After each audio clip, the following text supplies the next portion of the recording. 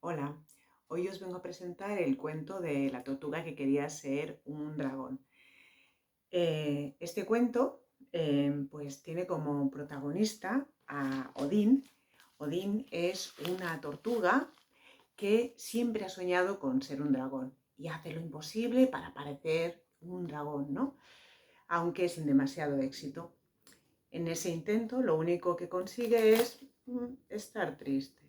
Cada día que intentaba ser un dragón y no lo conseguía, cada día su semblante era más triste. Pero un buen día conoce a una tortuga muy especial que se llama Masagrán, ¿sí? Que le ayudará a descubrir algo muy especial, ¿vale?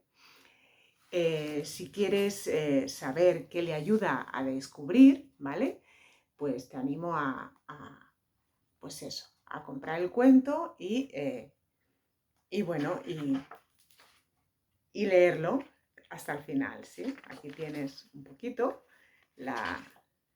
en qué consiste el cuento, ¿vale?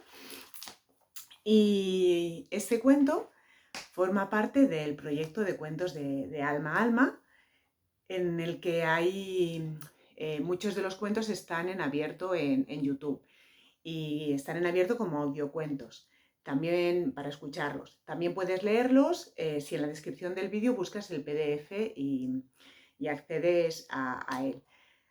Así que te animo, ¿vale?